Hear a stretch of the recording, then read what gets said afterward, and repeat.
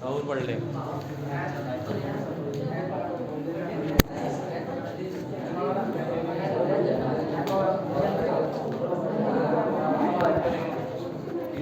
औज़ुबिल्लाहि मिनश्शैतानिर्रजीम बिस्मिल्लाहिर्रहमानिर्रहीम नहमदुहु व नसल्ली अला रसूलिहिल करीम अम्मा बाद। अज़ीज़ तलबा व तालिबात, आज हमारे दरमियान में सेवा वरुण की टीम 10वीं के तलबा व तालिबात को रहनुमाई करने के लिए यहाँ पर मौजूद है। सेवा वरुण टीम ने एक मिशन बनाया है कि मोरसी और वरुण तालुके में जितने भी 10वीं और 12वीं में पढ़ने वाले बच्चे हैं उनको रहनुमाई फ़राहम की जाए, उनको गाइडेंस किया जाए कि वो अपनी ज़िंदगी का एक अहम इम्तिहान जो 10वीं का और 12वीं का देने जा रहे हैं उसमें अच्छी और नुमायाँ कामयाबी किस तरह से हासिल करें। ये मिशन सेवा की टीम का है। गुज़िश्ता दिनों हमारी कॉलेज में जूनियर कॉलेज के बच्चों का एक प्रोग्राम लिया गया। आज और 2 स्कूलों में था प्रोग्राम, वो किसी वजह से पोस्टपोन्ड हो गया। चूँकि हमारे मंडे से कॉमन टेस्ट हो रहे हैं शुरू, फिर एक हफ़्ता 10 दिन आपके कॉमन टेस्ट चलेंगे तो आप मसरूफ़ रहेंगे, फिर उसके बाद में ओरल और प्रैक्टिकल आ जाएंगे तो हम मसरूफ़ हो जाएंगे, फिर वक्त नहीं मिलेगा। तो हमने बहुत ही अर्जेंट में इनसे रिक्वेस्ट की और इनका बहुत बहुत शुक्रिया हम अदा करते हैं कि इन्होंने हमारी रिक्वेस्ट पर लब्बैक कहा कि ठीक है हम सर अभी अरेंज कर देते हैं। तो ये यहाँ पर आए हैं। मैं ज़्यादा देर ना करते हुए प्रोग्राम का आगाज़ करने के लिए आवाज़ दूंगा 10वीं बी के तालिब इल्म 10th बी के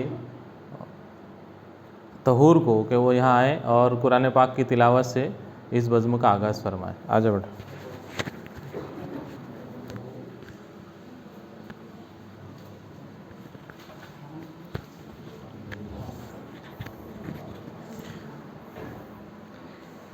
अल्हम्दुलिल्लाहि रब्बिल आलमीन अर्रहमानिर रहीम मालिकि यौमिद्दीन इय्याका नअबुदु व इय्याका नस्तईन इहदिनस सिरातल मुस्तकीम सिरातल लज़ीना अनअमता अलैहिम गैरिल मग़ज़ूबि अलैहिम वलज़्ज़ालिन आमीन।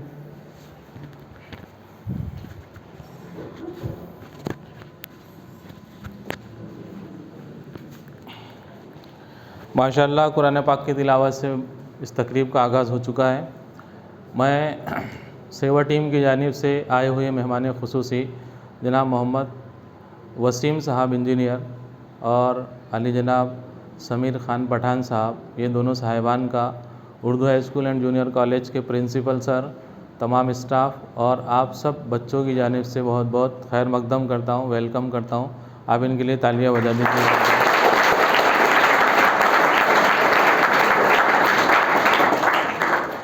अब बाकायदगी से रहनुमाई का आगाज़ करते हैं। हमारे दरमियान में जनाब वसीम इंजीनियर साहब और समीर पठान साहब आप लोगों को रहनुमाई फरमाएंगे। आपको इम्तिहान के ताल्लुक़ से रहनुमाई मिलेगी, goal set, mind set, future के प्लानिंग वगैरह सब यहाँ पर तफसील से गुफ्तगू की जाएगी।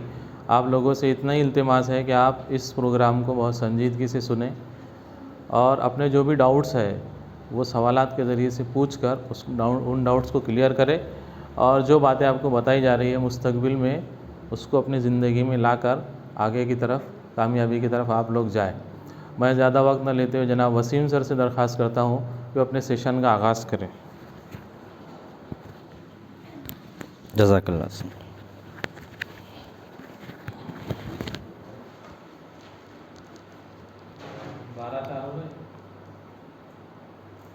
जी, अस्सलाम वालेकुम वरहमतुल्लाहि वबरकातुहू। कैसे हैं आप सब?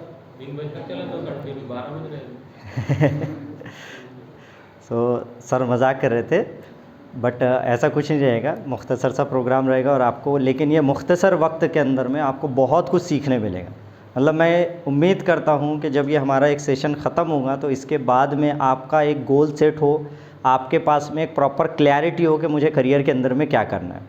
सबसे पहली बात तो मैं आपको बता दूं कि आप पे और मुझ में एक चीज़ कॉमन है। क्या चीज़ कॉमन है? कि आप लोग भी उर्दू हाई स्कूल के स्टूडेंट्स और मैं भी उर्दू हाई स्कूल के स्टूडेंट्स रहा हूँ। मैंने यहाँ से 11th 12th हासिल किया साइंस से और उसके बाद फिर मेरा इंजीनियरिंग किया, एमटेक किया, वो सारा एजुकेशन चलता रहा। तो मतलब इस नाते से मैं भी आप ही की तरह हूँ। कुछ सालों पहले मैं भी इसी तरह बैठा हुआ था आप ही की तरह से जैसे क्लास में थे। तो ये चीज़ें आप में, और आप खुद देख सकते हो कि आप आज जहाँ हो, मैं यहीं से निकल कर यहाँ पहुँचा हूँ। ठीक है, तो मतलब चीज़ें बहुत आसान होती है, हमें उसे ज़्यादा कॉम्प्लिकेटेड नहीं करना, ज़्यादा उसको परेशान हो के ऐसे पढ़ना नहीं है। तो आज का जो मुख्तसर सा सेशन ये होने वाला है, ये आपके लिए करियर गाइडेंस का सेशंस भी रहेगा। इसके सेकंड सेगमेंट के अंदर में, मतलब इसको हमने ऐसे 2 पार्ट में डिवाइड किया कि मुख्तसर सा आपको करियर गाइडेंस भी इसमें मिले, फिर एग्ज़ाम में किस तरीके से आपको अच्छे मार्क हासिल करना है उसके ऊपर आपको थोड़ी सी रहनुमाई दी जाएगी, और फिर लास्ट में आपके क्वेश्चन आंसर लिए जाएंगे। सेवा का इंट्रोडक्शन भी रहेगा, वो हम एंड में लेंगे ताकि आपको क्लैरिटी रहे कि आपके लिए क्या करना है। तो मिशन रहनुमाई जो है, मिशन रहनुमाई जो हमारा चल रहा है कि करियर गाइडेंस प्रोग्राम, ये स्पेशल आपके लिए रखा गया। पिछले आपने देखे थे कि हमने एक सेशन लिए थे 12th वालों के लिए, हमने आपके साथ उनको कंबाइन नहीं करे, तो हमारे लिए आप सेपरेट है। तो कोई पढ़ के बता सकता है क्या लिखा है? ज़ोर के सभी लोग पढ़िए।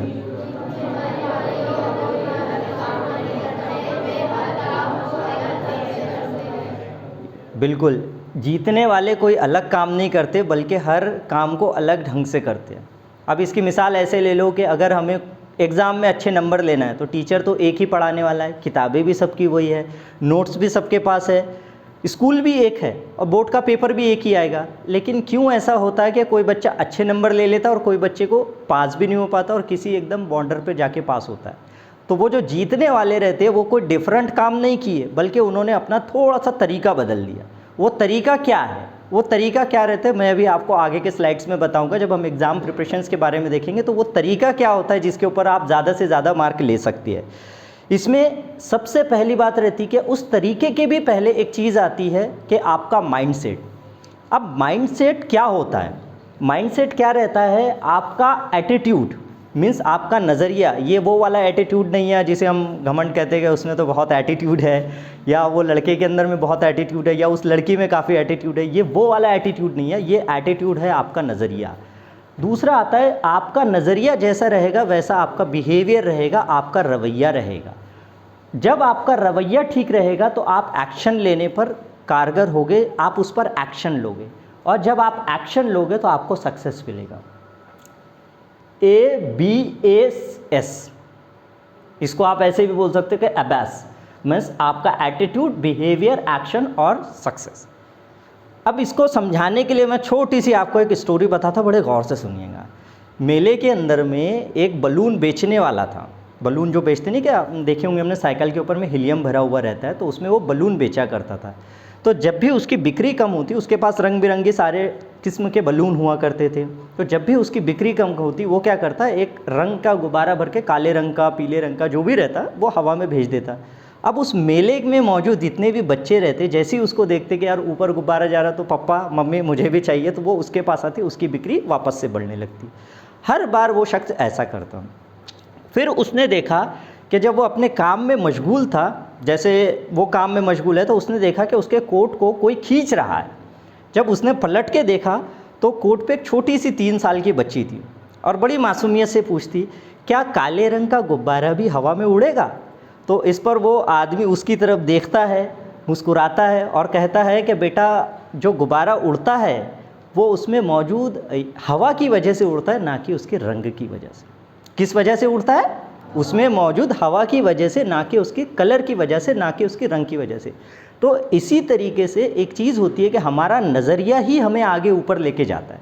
आपका कलर कैसा है, आप किस बैकग्राउंड से आते हो, आपके वालिद क्या करते हैं, आप किस घर में रहते हो, आप किस मोहल्ले में रहते हो, इससे ज़्यादा ज़रूरी रहती है कि आपके माइंडसेट में क्या चलता है।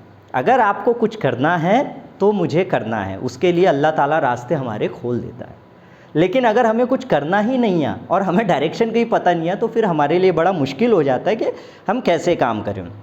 अब उससे फ़ायदा क्या होता है? सक्सेस हमको मिलती है राइट माइंडसेट से। जो पहला सेंटेंस लिखा है कि success begin with the right mindset, that means कि आपको, आपका अगर नज़रिया सही रहेगा तो आपको कामयाबी से कोई नहीं रोक सकता है। आपके लिए उसमें सेल्फ बिलीफ होना चाहिए, पॉजिटिव थिंकिंग होना चाहिए। क्या होना चाहिए? Positive thinking. क्या होना चाहिए? खुद पर भरोसा। क्या होना चाहिए? बोलो जरी। हाँ, और दूसरी बात क्या? ग्रोथ माइंडसेट, के मुझे प्रॉब्लम्स को गले लगाना है। कई बार आपको होता है सब्जेक्ट्स में प्रॉब्लम आती है, कोई चीज़ समझ नहीं आती है, तो उसको आपको नेगलेक्ट नहीं करना है, उसको गले लगाना है, आगे बढ़ना है, और फिर वो चीज़ जाके आपको प्रॉब्लम, वो जो कॉन्सेप्ट रहेगा वो आपका क्लियर हो जाता है। फिर एक सबसे इम्पॉर्टेंट आती है कि चलिए मेरा नज़रिया तो सही हो गया, मैंने सारी चीज़ें कर ली है, लेकिन मेरा गोल लाइफ का क्या है? तो कोई बता सकता है कि किसी का गोल, कोई भी एक, तुम बताओ तुम्हारा क्या गोल है लाइफ में, क्या करना है? हाँ, ITI, ठीक है, वेरी गुड। तुम्हारा भाई? बोलो, हिचकिचाओ मत। अच्छा, कोई और? देखो, एक चीज़ ये बता रहे हैं कि जब हमको कोई चीज़ पूछे तो इसमें शर्म नहीं होना चाहिए। अगर कभी मैं एक बिजनेसमैन बनना चाहता हूँ, मुझे इंजीनियर बनना है, मुझे डॉक्टर बनना है, तो उसमें शर्म क्या है? क्योंकि हम जब लोगों के सामने नहीं बोलेंगे तो वो एनर्जी हमारे अंदर कैसे आएगी? तो ये चीज़ हमेशा याद रखना कि जो भी हम गोल बनाओ उसको बिंदास बोलो, कोई किसी से नहीं रहते। कल को चलकर अगर हमने गोल बनाया तो हम तो आगे बढ़ जाएंगे, लेकिन जिसका गोल नहीं था वो कैसे बढ़ेगा? तो वो गोल बनाना है, वो सेटिंग करना है। क्या करना है? एनर्जी गायब हो गई है क्या? बोलो बोलो। हाँ, वेरी गुड। तो एक गोल होना चाहिए और डायरेक्शंस होना चाहिए। अब मैं एक एग्जांपल लेता हूँ कि आप लोग एक जहाज़ में बैठे हैं, ये समझो सब हम लोग घूमने जा रहे हैं अभी, ठीक है, एग्ज़ाम वगैरह भी छोड़ दो सारी चीज़ें, आप लोग सब एक जहाज़ में बैठे हैं। अब इस जहाज़ के अंदर मैं भी हूँ, आपके टीचर्स लोग भी है, जहाज़ चलाने वाला भी है, और हमको पता है कि हमें कहाँ जाना है। क्लियर? अब आप ऐसे जहाज़ में बैठना पसंद करोगे घूमने के लिए? ठीक है। अब सेम इसी कंडीशन को मैं बदल देता हूँ। हमने आपको इसमें बिठा दिए, लेकिन इसमें जहाज़ चलाने वाला नहीं है, आपको कोई गाइड करने वाला नहीं है, और ये पता भी नहीं कि जहाज़ किधर जाएगा। तो क्या आप ये जहाज़ में बैठना चाहोगे? क्यों भाई? जहाज़ तो वही है ना, क्यों नहीं बैठना चाहोगे? बताओ, क्यों नहीं बैठना चाहोगे? क्या कहे? हाँ, उसमें चलाने वाला नहीं है कोई, उसमें गाइड करने वाला कोई नहीं है। तो फिर आप ये बताओ कि हम अपनी ज़िंदगी को कैसे लेके जाओगे? अभी आप 10th में हो, आपके सामने में 12th आएगी, लेकिन अगर कभी आप एम बनाते हो अभी, तो वो आपके लाइफ को लेके जाएगा, क्योंकि इंसान जैसा सोचता है वो वैसा ही बनता है। क्या होता है? बोलो इसको, ज़ोर से बोलो, बिल्कुल, जैसा सोचता है वो वैसा बनता है। आपने सोचे कि मुझे कुछ करना ही नहीं है, मैं कुछ कर नहीं सकता, तो डेफिनेटली 100% श्योर है कि आप कुछ नहीं कर पाओगे। लेकिन आपने सोचा कि मुझे इंजीनियर बनना है, मुझे डॉक्टर्स बनना है, मुझे IAS ऑफिसर बनना है, मुझे UPSC क्लियर करना है, मुझे सिविल जज बनना है, तो आप 100% वो चीज़ बनोगे ही बनोगे, चाहे कितनी भी मुश्किलात आ जाए। क्यों? क्योंकि आपने अपनी डायरेक्शन को सेट किया, और वो घोड़े को जिस तरीके से हम बांधते हैं और उसका रास्ता पता रहता है ना, तो सिर्फ आप उस पर करें। उसके लिए हमको रहता है कि स्मार्ट गोल को कैसे क्रिएट करें। तो एक स्पेसिफिक गोल हो, दैट मीन्स के स्मार्ट, एक स्पेसिफिक कि मुझे डॉक्टर बनना है, उसके साथ मेजरेबल, क्या मैं डॉक्टर बन सकती हूँ, क्या मैं डॉक्टर बन सकता हूँ, कितनी पढ़ाई मुझे करना पड़ेगा, ये मेजरेबल हो गया। दूसरी बात अटेनेबल, प्रॉपर तरीके से अब आपने अपना गोल डिसाइड किया, अटेंड करना है, प्रॉपर क्लासेस करना है। फिर रिलेवेंट, क्या आपका इंटरेस्ट उसमें है या नहीं है। फिर आता है टाइम बॉन्ड के मुझे उसके लिए कितना वक्त देना है, क्या देना है, कितना वक्त देना है। तो इसे कहते हैं स्मार्ट गोल। एग्जाम्पल के तौर पे गोल की 2 टाइप्स होती है। एक आपका अभी एग्ज़ाम गोल है, जो अभी आपको 10th क्लियर करना है। जब आप 12th में जाओगे आपको 12th क्लियर करना रहेगा। जब आप आगे डॉक्टर में, मेडिकल में, BSc, जो भी कंप्यूटर फील्ड में जाओगे, वो क्या होगा आपका? बताओ, एग्ज़ाम क्लियर करना, राइट? वो हो गया आपका शॉर्ट टर्म गोल। तो आपको क्या करना है, एक मैं छोटी सी एक्सरसाइज दे रहा हूँ, बड़े गौर से सुनो। एक पेज लेना है छोटा सा, एक अपने आधार कार्ड के साइज़ का एक आपको कार्ड लेना है, 2 कार्ड लेना है, एक आपको शॉर्ट गोल लिखना है और एक पे लॉन्ग गोल लिखना है। शॉर्ट गोल पे लिखना है कि मुझे 10th का एग्ज़ाम क्लियर करना है, कब तक के डेट डालना है, तो वो हो गया। लॉन्ग गोल पे आपको डॉक्टर बनना है, इंजीनियर बनना है, जो भी आपकी चीज़ हो, इंटरेस्ट हो, एटलीस्ट आप लिखो। ये मत सोचो कि मैं वो कर पाऊँगा या कर पाऊँगी, मुझे नहीं पता, वो बात की बात है, कोई भी नहीं समझ सकता कि कौन क्या करेगा। लेकिन एटलीस्ट लिखने में क्या जा रहा है भाई? अगर आपके पास पेन नहीं है तो दोस्त से ले लो, अगर वो भी नहीं है तो कहीं और ले लो, कोई और बता दो, हमको बता दो, हम आपको दे देंगे। तो ये सारी चीज़ें हैं। तो अभी क्या करोगे आप अपना, इसके बाद में एक्सरसाइज क्या करोगे कि 2 गोल आपको लिखना है। क्योंकि अगली बार मैं आऊँगा और मुझे, हम जाते हैं डोर टू डोर भी, तो मैं किसी के घर पे जाऊँगा तो और बताए मुझे कि उर्दू स्कूल के बच्चे हैं और तुमने वो प्रोग्राम अटेंड किया था, तो मैं ये 2 कार्ड तुमसे ज़रूर मांगूंगा। तो ये कार्ड तुम्हारे पास होना चाहिए। इसका असर शायद आज तुमको नज़र ना आए, लेकिन जब तुम ज़िंदगी में कामयाब बन जाओगे, जो गोल तुमने डिसाइड किया था ना, तब तुम कहोगे कि वो चीज़ मैंने आज लिखा था और आज मैं वही हूँ। क्योंकि हमारा दिमाग जो होता है ना वो ज़मीन की तरह रहता है। ज़मीन होती है ना, अभी खेती का सीज़न चालू है, ज़मीन को इससे कोई फ़र्क नहीं पड़ता कि आप उसमें गेहूँ डालिए, चावल डालिए, उसमें आप जहरीला पौधा लगाइए, लेकिन आपको वो क्या देगी? जो आप उसमें बोगे। आप उसके अंदर में गेहूँ डालोगे तो क्या मिलेगा आपको? आप उसमें अनार डालोगे तो क्या मिलेगा? कोई जहरीला पौधा डालोगे तो क्या मिलेगा? क्यों? क्योंकि ज़मीन को इससे कोई फ़र्क नहीं पड़ता कि आप उसमें क्या बोते हो, लेकिन उसको फ़र्क ये चीज़ पड़ती है कि आप उसमें जो बोओगे वो आपको रिटर्न में देगा। इसी तरीके से हमारा ब्रेन है, जैसा हम उसमें लिखेंगे, जैसा हम अपने ब्रेन में फीड करेंगे, वैसा ही हमको आउटपुट मिलेगा। क्या मिलेगा? आउटपुट मिलेगा। तो बनाओगे? वो पीछे, तुम्हारे पीछे, क्या नाम है तुम्हारा? नाम क्या है? मोइन। तो मोइन, क्या बताया मैंने? दो हमको क्या करना है? गोल बनाना है। गुड। ये देखो, एक ये करियर चार्ट है। ये करियर चार्ट आपको मिल जाएगा। ये वीडियो जो रिकॉर्ड हो रहा है ना, ये यूट्यूब पे भी अवेलेबल रहेगा, तो आप बाद में भी जाके वीडियो को देख सकते हो। इसीलिए हम इसको रिकॉर्ड कर रहे हैं ताकि हमारे सेवा की यूट्यूब चैनल पे उसको अपलोड करें, तो आप उसको देख सकते हो। ये करियर चार्ट के ऊपर अंदर हमने पूरी चीज़ें एक्सप्लेन किए हैं कि 10th के बाद में आप कौन कौन सी फील्ड में जा सकते हो। फिर अगर आप ये फील्ड नहीं सिलेक्ट करते हो तो 12th के बाद अगर आप कॉमर्स सिलेक्ट करते हो तो आपके लिए कौन से रास्ते हैं। आप साइंस सिलेक्ट करते हो तो विद PCM और PCB क्या रास्ते हैं। विद आर्ट सिलेक्ट करते हो तो आपके लिए क्या रास्ते हैं। अगर आप 10th के बाद में डायरेक्ट इंजीनियरिंग जाते हो तो ITI का डिप्लोमा है, 3 इंजीनियर का डिप्लोमा रहता है। आप अगर पुलिस कांस्टेबल के लिए वेरियस कोर्सेज रहते हैं, जैसे interior designing, desktop, private secretary, ये सारे कोर्सेज भी रहते हैं। तो ये हमने पूरा का पूरा एक चार्ट बनाए थे। लेकिन इसमें सबसे बड़ा एक प्रॉब्लम आता है। क्या लिखा है? कोई पढ़ के बता सकता है क्या लिखा है? क्या लिखा है? मोइन, मोइन कहाँ है? हाँ, ओवरकमिंग द प्रोक्रास्टिनेशंस। दैट मीन्स कि क्या होता है कि अब हमने गोल तो बना लिए, इसमें से मुझे ये बताओ कितने बच्चों को ऐसा लगता है कि यार मुझे कल पढ़ लूँगा, कल ख़त्म कर लूँगा? कितने लोगों को लगता है? हाँ, थोड़ा बिल्कुल उठाओ, कोई इसमें शर्म की बात नहीं। किसको लगता है कि यार ठीक है अभी तो टाइम है, मैं कल पढ़ लूँगा? लड़कियों में इसी को प्रोक्रास्टिनेशन कहते हैं, कि टाल मटोल की आदत, कि मैं कल देख लूँगा। फिर कॉमन एक्सक्यूजेस, अभी तो मेरे पास वक्त नहीं है, फिर टाइम इज़ टू शॉर्ट्स, और फिर मैं कल से स्टार्ट करूँगा। तो ये चीज़ें हमें पीछे धकेलती है। क्या करती है? पीछे धकेलती है। तो हमें इसे ओवरकम करना है। क्या करना है? बिल्कुल। उसके बाद आता है कि सोल्यूशन हम क्या करें। तो प्रॉपर तरीके से अपने काम को, ये बहुत ही इम्पॉर्टेंट है, तो ज़रा इस पर बड़े गौर से तवज्जो दो, ताकि अगर कभी आप करते हो तो जो आपके दिनों का काम रहेगा वो आप घंटों में कर सकते हो और घंटों का काम मिनटों में कर सकते हो, अगर आप ये चीज़ को समझते हो।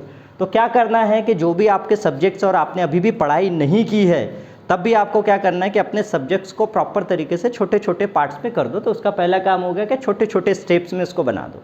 एक फॉर्मूला है, एक कॉन्सेप्ट है, उसको छोटे छोटे स्टेप में आपको करना है। दूसरी बात, आपको डेली का अपना टाइम टेबल बनाना है। क्या बनाना है? टाइम टेबल, प्रॉपर तरीके से कि मुझे स्टडी करना है। फिर रहता है कि अपने आप को दो। अगर ये चीज़ सबसे इम्पॉर्टेंट मुझे बड़ी प्यारी लगती है, और मैं हमेशा ये चीज़ करता था कि अभी मुझे सब्जेक्ट्स को पढ़ना है, कोई मुझे थ्योरी याद करना है, कोई क्वेश्चन याद करना है, मैंने वो क्वेश्चन याद कर लिया, तो उसके बाद क्या करना है कि मुझे अपने आप को कि यार मैं चॉकलेट दूंगा, दोस्तों के साथ खेलने चले जाऊँगा, क्रिकेट खेलने जाना है भाई, मैं पहले सब्जेक्ट ख़त्म करता हूँ फिर क्रिकेट खेलने जाता हूँ। कोई और चीज़ मुझे घर के काम करना है, मैं पहले अपना टॉपिक ख़त्म करता हूँ फिर घर के काम करता हूँ। तो ये सारी चीज़ें इसमें आती है। और फिर हमेशा अपने टीचर से इंस्पायर्ड रहिए। ये वाली सारी चीज़ें इसी में यही बताया कि इंस्पिरेशन, एफर्मेशन, ये सब करिए। अब जो मोस्ट इम्पॉर्टेंट पार्ट आता है, ये बहुत ज़रूरी है और मैं समझता हूँ कि आप सबको इस पर ख़ासी तवज्जो देना चाहिए। ये वाला कनेक्ट नहीं हुआ, दूसरा था। तो ये स्टडी टेक्निक्स फॉर सक्सेस में क्या रहता है कि आपको एग्ज़ाम में अब कैसे मार्क देना है। तो सबसे पहले तो ये चीज़ समझना है कि हम कैसे एग्ज़ाम्स के अंदर में हमको मार्क नहीं मिल पाते हैं। तो पहली चीज़ ये रहती है कि हमारे पास कोई प्लान ही नहीं है।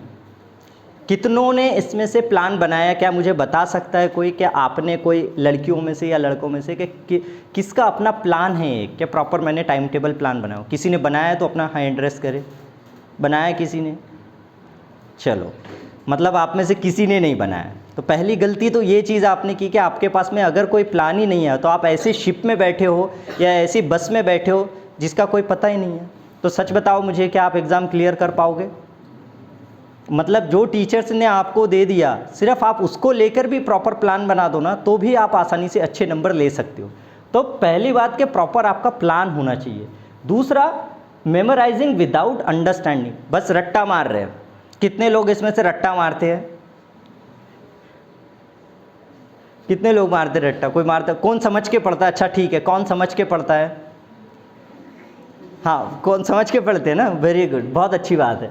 फिर इग्नोरिंग द पास्ट पेपर, कितने लोगों ने पास्ट पेपर सॉल्व किए? मोइन, सॉल्व किए है पास्ट पेपर?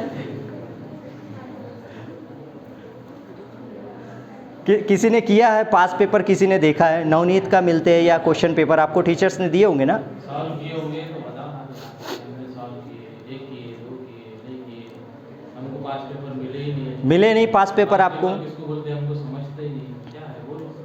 पास्ट पेपर समझता नहीं है? पिछले साल के पेपर, पास्ट पेपर उसी को कहते हैं। पास्ट टेंस समझता है? पास्ट टेंस क्या होता है? गुजरा हुआ कल। तो ये है पास्ट पेपर, मतलब पास्ट, ये सबसे इम्पॉर्टेंट चीज़ है। अगर आपके पास में पिछले साल के कुछ पेपर और सिर्फ आप वो पेपर भी सॉल्व करते हो अपने टीचर से डिस्कशन करके ना, आप आराम से अच्छे खासे परसेंटेज गेन कर सकते हो। लेकिन अगर कब होगा? तब आप क्या होगा? एनर्जी डाउन हो गई है क्या? कब आप क्या होगा? तब आप करोगे, तब ये पॉसिबल होगा, अदरवाइज़ तो नहीं होने से रहा है। उसके लिए जैसा मैंने बताया कि आपको प्रॉपर अपना एक टाइम टेबल बनाना है, की कॉन्सेप्ट करना है। मेमोरी मैप, मेमोरी मैप के बारे में किसको पता है? कुछ पता है? इस चीज़ को समझता है कोई? देखो, ये इतने ध्यान से इसको देखो। अभी ये चीज़ मुझे बताओ, चलो अब बताओ आपने क्या देखा? एक इमेज दिमाग में आ रही है, अभी हट गई है, लेकिन वो दिख रही है इमेज। क्यों? क्योंकि ब्रेन हमारा इमेज को याद रखता है। तो हमेशा याद रखो कि हम भी जब भी कोई सब्जेक्ट्स पढ़ रहे हैं, तो अगर उसमें 5 पॉइंट है तो आपको क्या करना है कि बीच में मेन पॉइंट लिखना है।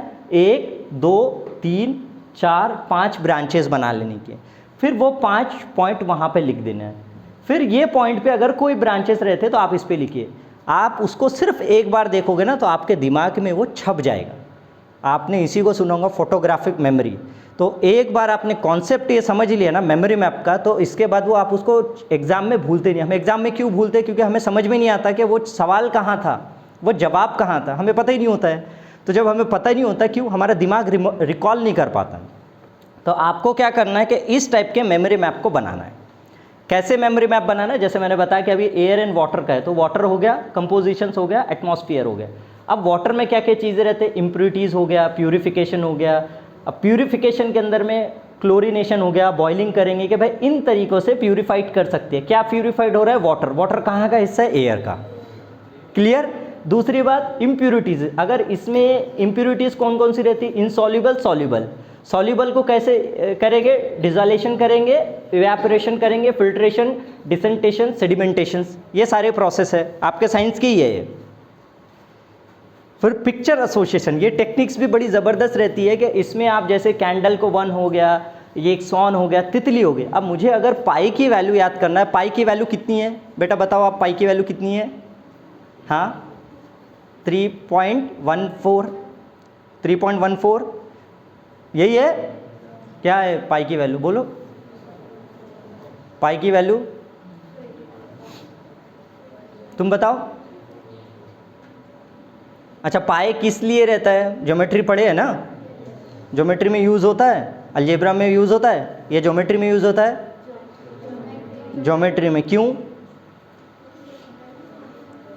हाँ, तो ज्योमेट्री में यूज़ होता है, अलजेब्रा में यूज़ नहीं होता है। अलजेब्रा अलग टर्मिनोलॉजी है, ज्योमेट्री एक शक्ल की फॉर्म होती है, उसे ज्योमेट्री कहते हैं। एक बड़ा, मुझे याद है कि जब मैं एग्ज़ाम के लिए प्रिपरेशन कर रहा था ना, तो एक ISC बैंगलोर, जो इंडिया के टॉप कॉलेजेस में आते, तो मेरे एक प्रोफेसर पढ़ाते थे मुझे, वो साइंटिस्ट थे, ठीक है, हैदराबाद में।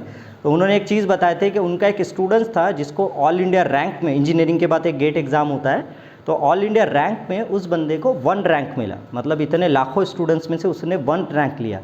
और ISC बैंगलोर में उसका इंटरव्यू था, क्योंकि वो लोग लेते हैं, और एक टेंट वाला था। तो उसको एक छोटा सा क्वेश्चन पूछा गया कि भाई a + a² + b² = c², इसको कैसे लिखेंगे? या a + b² a + b², समझ रहे फॉर्मूला? इसको कैसे विजुअलाइज करेंगे, तो उसने क्या बोला, इस फॉर्मूले का क्या होता है, फॉर्मूले को अगर एक्सप्लेन करें तो क्या निकल के आता है, a + b bracket whole square. बताओ इसको क्या होता है, b²। मालूम है, ये एकदम बेसिक फॉर्मूला है, ठीक है। इसको क्या कहा, विजुअलाइज करना। उस लड़के ने भी ये जवाब दिया तो उसको सिलेक्ट नहीं किए, रैंक 1। क्यों नहीं सिलेक्ट किए, क्योंकि वो प्रोफेसर ने पूछे थे कि विजुअलाइज करना है। विजुअलाइज का मतलब होता है ज्योमेट्री के फॉर्म में देना है। तो स्क्वायर है तो स्क्वायर बनेगा, एक पार्ट हम ऐसे बी करेंगे, एक ये करेंगे। यूट्यूब पे जाके इसका शॉर्ट वीडियो देख लेना तो आपको समझ में आ जाएंगे कि how to explain a² + b² का। समझ में आया, तो उसको विजुअलाइजेशन बोलते हैं। तो वही चीज़ें हमारा दिमाग याद करता है। फिर अगर आप रिवीजन नहीं करते हो, एक चीज़ याद रखो, इसमें से खेती कितने लोगों के पास में है, कोई हाथ उठा सकता है? या खेत में कभी गए हैं खेत में? बराबर। बीज बोने के बाद में क्या पौधा डायरेक्टली निकल कर आ जाता है? क्यों? क्या करना पड़ेगा हमको, अगर एक झाड़ बनाना है प्रॉपर तरीके से, एक पौधा बनाना है, तो क्या करना पड़ेगा? बोलो। और हाँ, वाटर उसको प्रॉपर देना पड़ेगा, खाद देना पड़ेगा, सही है, पानी देना पड़ेगा। तो मतलब हमने सिर्फ अगर बीज बो दिए तो पौधा नहीं निकल के आएगा ना? नहीं, क्यों नहीं आएगा? क्योंकि उसको पानी देना पड़ेगा। सेम यही चीज़ हमारे स्टडी के साथ में होती है। अगर हम पढ़ाई कर लिए और क्लास में हमने सब्जेक्ट्स पढ़ लिए और उसके बाद में हमने रिवीजन नहीं करे तो क्या होगा? ये ग्राफ वही बताता कि 24 घंटे के अंदर में आप अपना जो रहता है वो 85% तक के भूल जाते हैं। कितना परसेंट तक के? 85% तक के आप भूल जाते हैं। तो अगर आप रिवीजन करते हो 2 घंटे के फ़ौरन बाद, तो क्या होगा? ये ग्राफ थोड़ा सा ऊपर चला जाएगा।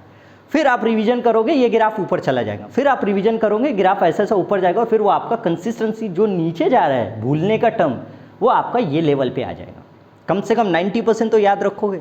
इसीलिए ये एग्जाम्पल याद रखना कि जैसे हम पौधों को पानी देते हैं और कंटिन्यूस आपको उसको पानी देने की ज़रूरत है, ऐसे ही हमको कंटिन्यूस रिवीजन करने की ज़रूरत है। और यही फॉर्मूला है सीक्रेट टॉपर्स का। टॉपर्स कोई हवा में या कोई ऊपर से स्पेशल उठ के फरिश्ते की रहमत नहीं रहती है उन पे।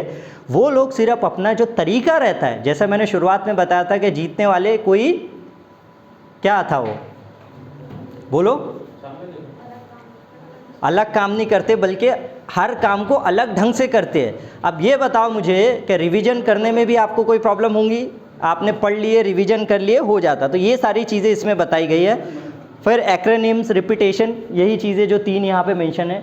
एग्ज़ाम स्ट्रैटेजी के अंदर में आता है कि सबसे पहले आप अपने सवाल, जो इजी सवाल रहते हैं, क्वेश्चन पेपर में आप जा रहे हो तो सबसे पहले आसान सवाल को आप सबसे पहले सॉल्व करो।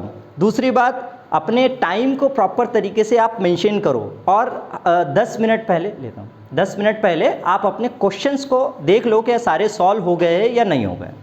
क्लियर? अब इसमें एक सवाल आता है, क्या लिखा है? Who will guide us. मतलब अब चलिए सर, आपने सारी चीज़ें बता दिए, सब आपका एग्ज़ाम हो गया, सारी चीज़ें हमने समझ लिए। अब आगे हमको प्रॉब्लम जाएंगी तो कौन हमको सपोर्ट करेगा? हम कहाँ जाएंगे बेचारे बच्चे? हमारी देख रेख कौन करेगा? ये सवाल आ सकता है कि चलो ठीक है सर, अभी तो आपने स्कूल में आके इतने सारे बच्चों को दे दिए, अब आगे हम बेचारे बेबस बच्चे किधर जाएंगे? उसी के लिए हम जो टीम है सेवा की, ये सेवा की टीम है सोशल एजुकेशन वेलफेयर एसोसिएशन। मैं थोड़ा सा आपको इसके बारे में बताता हूँ। ऐसा समझिए कि ये अपने लिए एक रहमत की तरह है। अल्लाह ताला का शुक्र अदा करना चाहिए कि आपके पास में गाइडेंस की पूरी टीम्स है।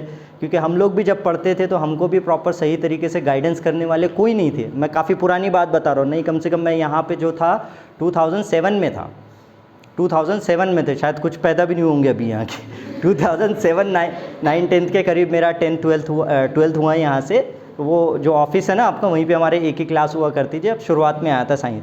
तो सोशल एजुकेशन वेलफेयर एसोसिएशन जो ये एवतमल में हमारा पूरा इसका जो है वहीं से शुरू हुई है। पिछले 14 साल से कम काम कर रहे हैं और वरुड़ के अंदर में 1.5 साल हो गया तकरीबन। कितना साल हो गया? 1.5 साल हो गया। तो हमारा मिशन क्या है कि आप में से जो भी बच्चे अच्छे काबिलियत से बनना चाहते हो। अब देखो एक और चीज़ मैं आपको बताता हूँ कि लड़कियों के लिए महाराष्ट्र गवर्नमेंट ने मेडिकल को ऐसे फ्री जैसा किया है। फ्री मतलब आपको सिर्फ 10% भरना पड़ता है। जहाँ 10 लाख फीस है लड़कों को या 10 लाख रुपए फीस भरना पड़ रहा है कॉलेजेस की, वहीं आपके अगर अच्छे मार्क होते तो सिर्फ आपको कितना भरना है? 1 लाख रुपये। मतलब और कहीं गवर्नमेंट कॉलेज में आपको 1 लाख रुपए फीस है तो सिर्फ 10,000 रुपये में MBBS आपका हो जा रहा है। मैं MBBS की बात कर रहा हूँ। और आपने थोड़ी सी मेहनत कर ली तो आप आरामी से डॉक्टर बन सकते हो। आज ज़रूरत है, ये चीज़ को आप समझो बच्चों, कि आज ज़रूरत है कि अगर हमको अपनी तरक्की पाना है तो हमको अपनी तरक्की पाना है तो हमको कामयाबी की तरफ जाना पड़ेगा। और पढ़ाई एक हमारे लिए एक रास्ता है, एक ये भी रास्ता है। आप बिजनेसमैन बनो, ले लेता हूँ ना, आप बिजनेसमैन बनो, आप डॉक्टर बनो, इंजीनियर बनो, लेकिन आपको ये चीज़ समझना है कि हमारी कौम को अगर ग्रो करना है तो हमको इन्हीं चीज़ों पे फोकस करना है। और ये करेगा कौन, बताओ कौन करेगा? तुमको करना है, तुमको करना है, आपको करना है, सभी बच्चों को, मोइन को करना है, ठीक है? तो सबको चीज़ करना है जी। अब सेवा का क्या रहता है, सुन लो इधर। सेवा के लिए हम क्या करते हैं, 2 मिनट बस, ख़त्म होते आ गया सेशन, ज़्यादा आपको नहीं ले लीजिए, मुख्तसर सा सेशन है, लेकिन ये बहुत ज़रूरी है आपके लिए कि हम लोग डोर टू डोर कैंपेन करते हैं। कुछ बच्चों के घर हम गए भी और कुछ बच्चों के घर हम आने वाले भी हैं। तो उसमें ये चीज़ रहती है कि हम आपके कॉपी किताबें सारी चीज़ें चेक करते हैं। एक दिन की जमात लेके किसी गांव में जाना रहता है जहां एजुकेशन के ऊपर बच्चों को हेल्प आउट करना रहता है। फिर नुक्कड़ सभाएँ रहती है कि आपके पेरेंट्स से बात करना है, उनको एजुकेशन को समझाना है, और जो चौक के अंदर में बात करना रहती है। फिर एजुकेशन अवेयरनेस प्रोग्राम ये जो हो रहा है, करियर गाइडेंस प्रोग्राम, ये कुछ इमेजेस है, जैसे ये मिर्ची प्लाट की इमेज है, बहुत ही एक तरीके से कहेंगे मिर्ची प्लाट का एरिया है। ये वहाँ के बच्चे, दोनों बच्चे इतने होशियार है, शार्प है, CBSE पैटर्न से पढ़ते हैं और बोलते हैं कि डॉक्टर बनना है। देखो 7वीं 8वीं में बच्चा बता रहा है कि डॉक्टर बनना है, और हमारे पास में 10वीं तक के कुछ ही नहीं है। क्यों ऐसा है? फिर ये हमने घर पे बैठ के बच्चियों से बात की है, यहाँ पे बच्चों से, ये देख रहे हो, ये अपने सिद्दीक प्लाट की फ़ोटोज़ है, छोटे छोटे बच्चे हैं, इसमें से कुछ बच्चों को आप जानते भी होंगे। ये नुक्कड़ सभा है सिंधु जना घाट की, ये गफ़्फ़ार चौक के ऊपर में हमने लोगों से तारुफ़ किया। वहाँ अपनी पीपलपुरे की जो मस्जिद है उसके सामने में हमने लोगों से तारुफ़ किया।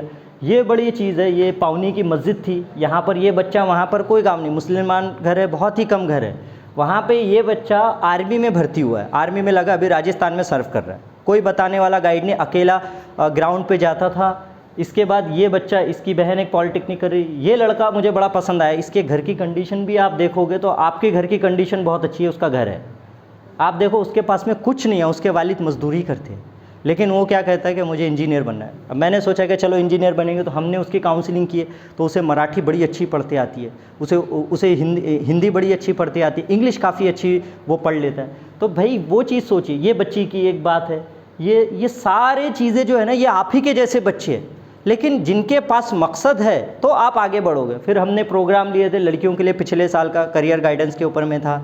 ये वाली सारी चीज़ें रहती है। फिर आखिरी में एक ही चीज़ आती है कि जीतने वाले कोई अलग काम नहीं करते, बल्कि हर काम को अलग ढंग से करते हैं। इसी के लिए जो चीज़ रहती है कि हमारी तरफ से आपको wish you all the best, और सारी चीज़ें आई थिंक आपको समझ आ गई होगी। एक छोटा सा मुख्तसर सा सेशन था, इसमें तो एक गोल सेटिंग पे ही काफ़ी लंबा सेशन हो सकता है, बट आपके सामने बताने का तरीका ये था कि आप अकेले नहीं हो। आप ये मत समझो कि हमको कोई गाइड करने वाला नहीं है, आपका बस ये काम है। अभी आपको हम 10वीं के जो है टाइम टेबल वो भी हमने दिए, तो वो हम आपको दे देंगे, उस पर हमारे नंबर भी है। तो कभी भी कुछ भी लगता है आपको, आप हमसे कनेक्ट करिए, हम आपको प्रॉपर गाइड करेंगे। अगर आपके पास मकसद है, सबसे पहली बात आप मकसद बनाओगे, मुझे लाइफ में करना क्या है। बगैर मकसद के आपकी शिप क्या हो सकता है, नहीं चल सकती। शिप के लिए आपको अपने मकसद को बनाना पड़ेगा, ठीक है। तो किसी का कोई क्वेश्चन है इसमें, अभी हम क्वेश्चन आंसर सेशन ले लेते हैं क्विकली। अगर किसी का कोई क्वेश्चन है तो आप मुझे पूछ सकते हो, तो फिर हम आगे उस पर बात करेंगे। किसी का कोई क्वेश्चन, तुम्हारा कोई क्वेश्चन?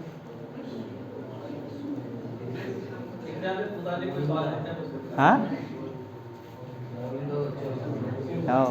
किसी का कोई क्वेश्चन?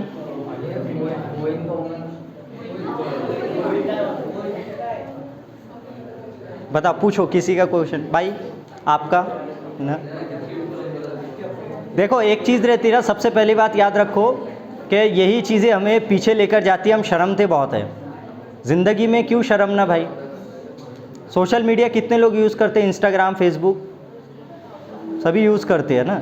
सोशल मीडिया के ऊपर में आपने देखे होंगे चाइना क्यों इतने आ गए। चाइना के रील्स क्या दिखते हैं, मशीन बना रहे हैं, कोई भी उसमें इलेक्ट्रॉनिक गैजेट दिख रहे हैं। और इंडियन रील्स क्या, अदर रील्स क्या दिखती है, कुछ और चीज़ें दिखती है। क्यों आगे बढ़ते हो चीज़ें। एक मिनट शांत हो जाओ भाई।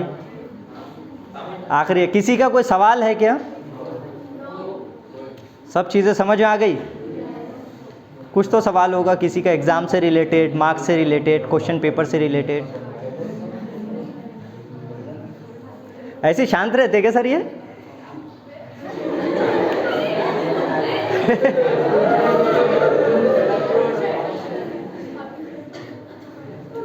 पूछो पूछो भाई। अच्छा, आपको कोई सवाल है पढ़ाई को लेकर? पढ़ाई को लेके कोई सवाल है तो बिल्कुल आप पूछो पूछो पूछो। हाँ मैं सुन रहा हूँ, बोलो बोलो बोलो, खामोशी से बोलो, सुन रहा हूँ। बताओ, मन में सवाल है तो पूछो। अगर आपके मन में सवाल नहीं है तो दैट मीन्स कि भाई आपकी पढ़ाई कुछ हुई नहीं है, आपका गोल क्लियर नहीं है, मैं तो यही समझूंगा। अगर आपके मन में कोई सवाल नहीं है तो भाई देखिए, no study no stress no tension, क्या पढ़ने का नहीं, more study more stress more tension.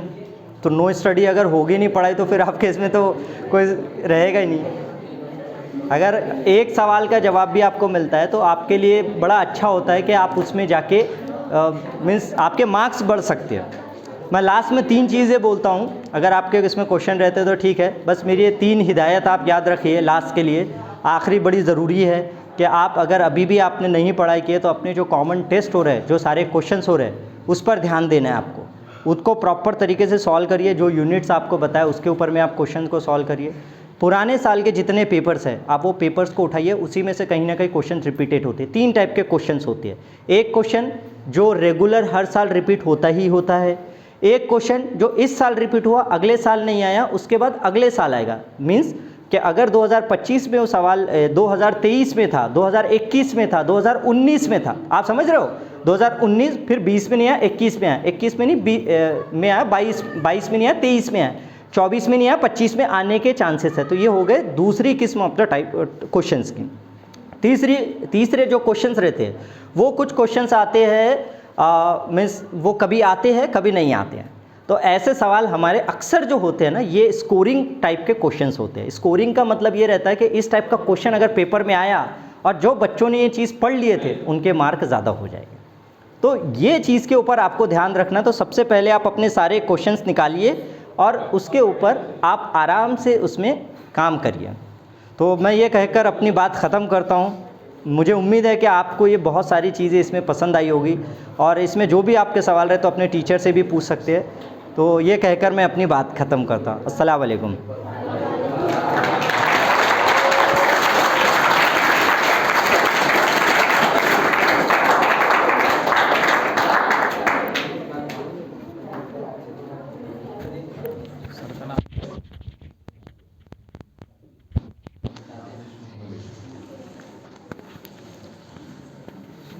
देखिए, गाइडेंस की बात चल रही है और हमारे लिए एक सुनहरी मौका और मिल गया है कि हमारे दरमियान में अमरावती से Panjabrao Deshmukh polytechnic engineering college से जनाब देशमुख सर और दातिर सर तशरीफ़ लाए हैं, जो आपको इंजीनियरिंग के ताल्लुक से बेहतरीन गाइडेंस करेंगे कि आप 10th और 12th के बाद में इंजीनियरिंग कैसे कर सकते हैं। तो मैं हमारे अगले मेहमान जनाब समीर सर से दरख्वास्त करूँगा, 2 मिनट। समीर सर 2 मिनट में अपना मैसेज दे देंगे, उसके बाद सर आपको पॉलिटेक्निक के ताल्लुक से रहनुमाई करेंगे। आप समाप्त कीजिए। बस बेटा अभी रुक जाओ। अस्सलाम वालेकुम। सेवा की team social education welfare association जो प्रॉपर यवतमाल की तंजीम है और उसको हमारे वसीम सर ने यहाँ वरुड में लेके आए आप लोगों के लिए, तो उसका ही मैं एक सदस्य हूँ। तो सेवा की टीम जो इस लेवल पर काम करती है कि आप जो है बच्चों के पास जाती है और उनको एजुकेशन का बारे में बताती है, तालीम के बारे में बताती है और उनको रास्ता बताती है कि आपको किस रास्ते पर जाना है। यहाँ पे कितने बच्चे हैं, आपको क्या बनना है अपने लाइफ में, तुमने क्या बनना है? आर्मी बनना है। कैसा बनना है आपको आर्मी? पता है आपको उसके बारे में? कुछ नहीं पता है। तो हमारी सेवा की टीम वही गाइडेंस करती है कि आपको जो है आपके आर्मी का मकसद कैसा हासिल करना है। कबूतर उड़ाने से हो जाएगा या पतंग उड़ाने से हो जाएगा? आज अभी तक के कोई पतंग उड़ाने से कोई पायलट बना क्या? कबूतर उड़ाने से पायलट बना? नहीं बना। ये ज़िंदगी का एक फ़न है, इसको साइड में रखना है। सबसे ज़्यादा कॉन्सेंट्रेशन जो है तालीम को देना है। अगर हम तालीम हासिल करेंगे तो हमारा खुद का मुस्तकबिल बदल सकते, हमारे घर वालों का मुस्तकबिल बदल सकते। यहाँ तक कि हमको हमारे मकसद में मतलब हमको कौम का मुस्तकबिल बदलने के लिए चलना है, पढ़ना है, तालीम हासिल करना है। तो उसी के ताल्लुक़ से ये प्रोग्राम अरेंज किया गया था सेवा के टीम के तरफ से। हमारे वसीम भाई जो है उसके प्रॉपर जो है अध्यक्ष है सेवा की टीम के।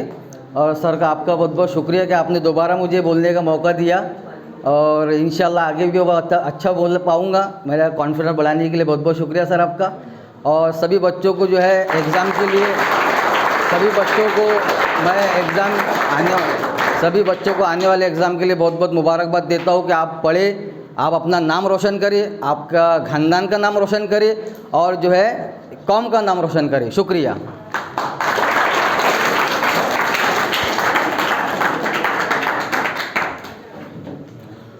प्रोग्राम को आगे बढ़ाते हुए मैं देशमुख सर से रिक्वेस्ट करता हूं कि वो यहाँ आएँ और हमारे स्टूडेंट्स को इंजीनियरिंग के ताल्लुक से गाइडेंस करें।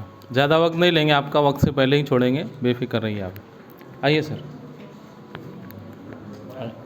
अच्छा, दातरे सर आ रहे हैं, आइए।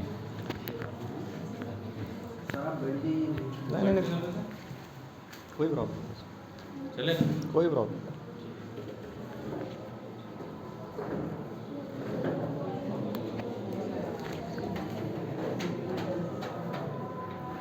फुल कॉन्सेंट्रेशन ये बाद में पढ़ना है। ते फ्लेक्स लावून द्या ना, पकडून आहे बोलून करता येईल काय?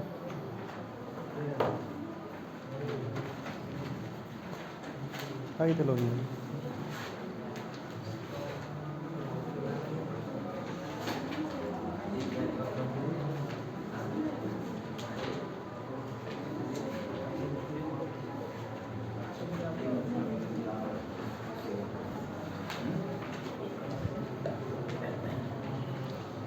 हेलो स्टूडेंट, मेरा नाम है गजानन दातिर।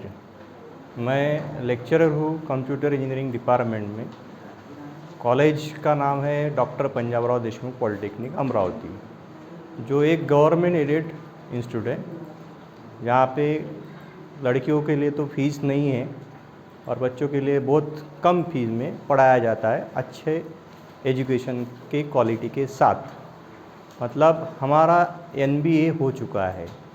मतलब MBA प्रमाण पत्र मतलब ये होता है कि अच्छे क्वालिटी से एजुकेशन दिया जाता है और उसका एजुकेशन का जो क्वालिटी एजुकेशन का प्रमाण पत्र है वो है 2026 तक।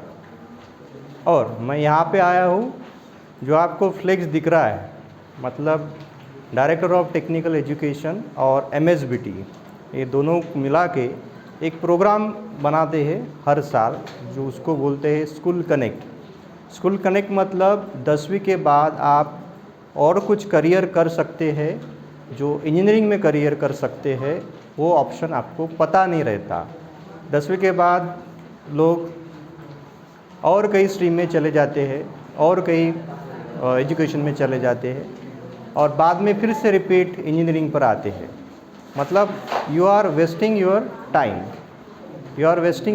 टाइम, कि आप 2 साल 11वीं 12वीं करके 2 साल आपके गए और उसके बाद फिर से इंजीनियरिंग को एडमिशन ले रहे।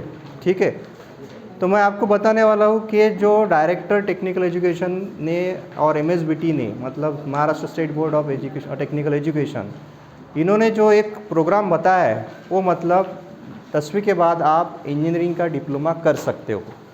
उसके लिए करना क्या है, वो होता क्या है, मतलब डिप्लोमा इंजीनियरिंग मतलब आप 10वीं के बाद computer engineering, electronics engineering, electrical engineering, aeronautical engineering, civil engineering और ऐसे मैकेनिकल इंजीनियरिंग, ऑटोमोबाइल इंजीनियरिंग, ऐसे बहुत सारे इंजीनियरिंग ब्रांचेस है।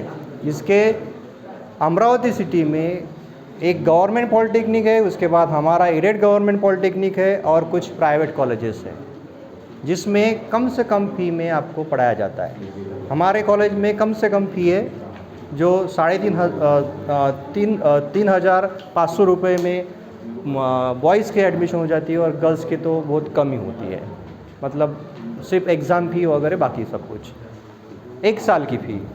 और इसमें आप एडमिशन लेने की प्रोसेस कब चालू होती है?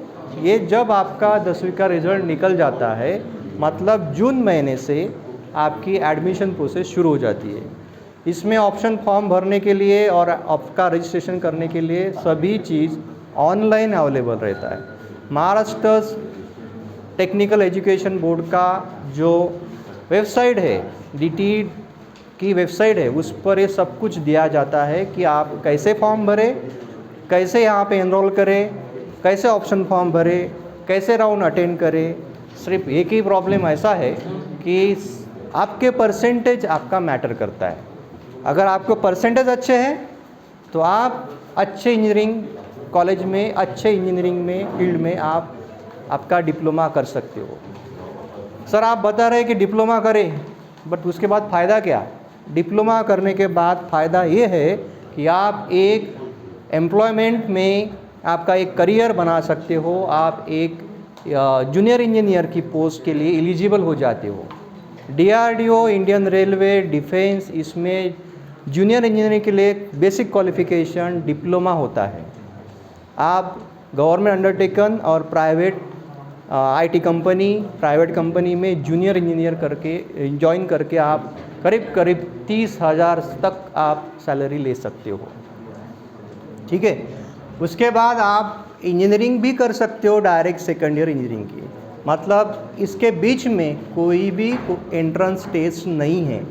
आप डिप्लोमा में अगर स्कोर करेंगे अच्छे तरह से तो आपको अच्छे से आपका इंजीनियरिंग में एडमिशन आपको मिलेंगी। सेम थिंग आपके 10वीं के बाद अगर आपको डिप्लोमा में एडमिशन लेना है तो आपको कंप्यूटर इंजीनियरिंग में एडमिशन लेने की चाहिए तो 90 का कट ऑफ रहता है, 90 के अबव। हमारे कॉलेज में पिछले साल 92 का कट ऑफ था। Government engineering college, government polytechnic college में भी सेम था। बट अगर आप अच्छे से पढ़ाई करेंगे तो आपका स्कोर अगर अच्छा बन गया तो आपको अच्छी ब्रांच मिलेंगी, अच्छा कॉलेज मिलेगा। ये था मेरा आपके 2 मिनट के लिए, आपने 10 मिनट के 2 मिनट से ज़्यादा ले लिए, मैंने साधारणतः 10-5 मिनट ले लिए और ये इन्फॉर्मेशन शेयर की कि ताकि आप 10वीं के बाद एक ऑप्शन आपके लिए है जो कि डिप्लोमा इंजीनियरिंग करके इंजीनियर बन सकते हो। मुझे यहाँ पे सर ने टाइम दिया, बाकी सर ने टाइम दिया, मुझे नाम नहीं पता, बट सर ने टाइम दिया और आपके साथ 10 मिनट के लिए कम्युनिकेशन करने का चांस दिया, उसके लिए सभी कॉलेज की तरफ से, स्कूल की तरफ से धन्यवाद।